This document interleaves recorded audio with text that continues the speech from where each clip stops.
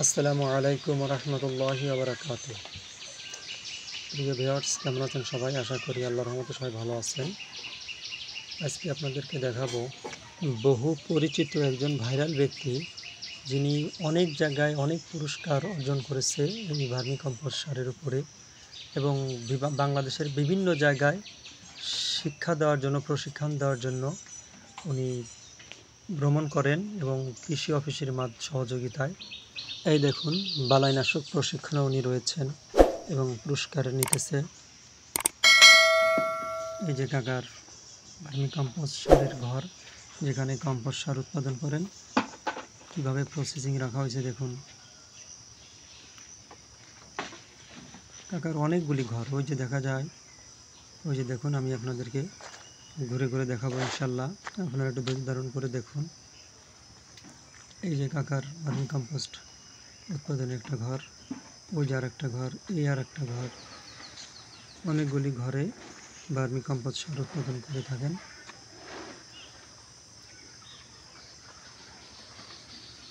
বাংলাদেশের বহু প্রান্ত থেকে ওনার কাছে ফোন আসে প্রশিক্ষণের জন্য। উনি কৃষি অফিসের সহযোগিতায় বাংলাদেশের বিভিন্ন প্রান্তে প্রশিক্ষণ দিয়ে থাকেন। এই যে ওনার ঘরগুলিতে, এর ভিতরেও কিন্তু কেঁচো সার বা ভার্মি কম্পোস্ট প্রসেসিং চলতেছে সার বানানোর জন্য। অনেকগুলি ঘর, কাকার বাড়ির আঙ্গিনায় অনেকগুলো ঘরের মাধ্যমে এখানে ভার্মি কম্পোস্ট সার তৈরি করা হচ্ছে। এই যে আর একটি ঘর দেখুন, ওই যে ঘরের ভিতরে অনেকগুলি চাড়িতে প্রসেসিং চলতেছে। ওই যে ভিতরে অনেকগুলি চাড়ি, উপরে নিচে অনেকগুলি মাটির চাড়িতে, গ্রাম্য ভাষায় কোথাও তাগারি বলে।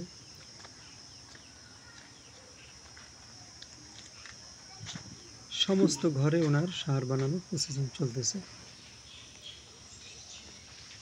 এই যে আর একটা ঘরে ওনার সার ঢেলে রাখা হচ্ছে। এই যে দেখা যাচ্ছে সবগুলির ভিতরে সমস্ত চাড়ি, অনেকগুলি চাড়ি।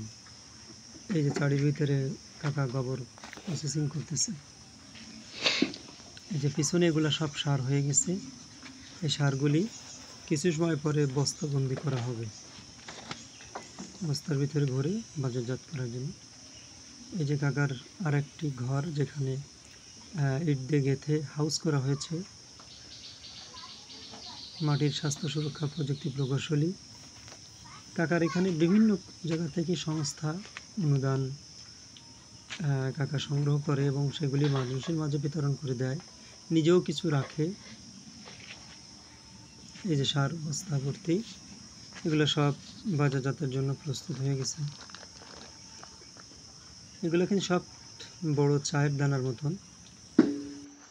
আজকে এই পর্যন্ত। আপনারা সবাই ভালো থাকবেন, সুস্থ থাকবেন। আসসালামু আলাইকুম রহমতুল্লাহি ওয়া বারাকাতুহু।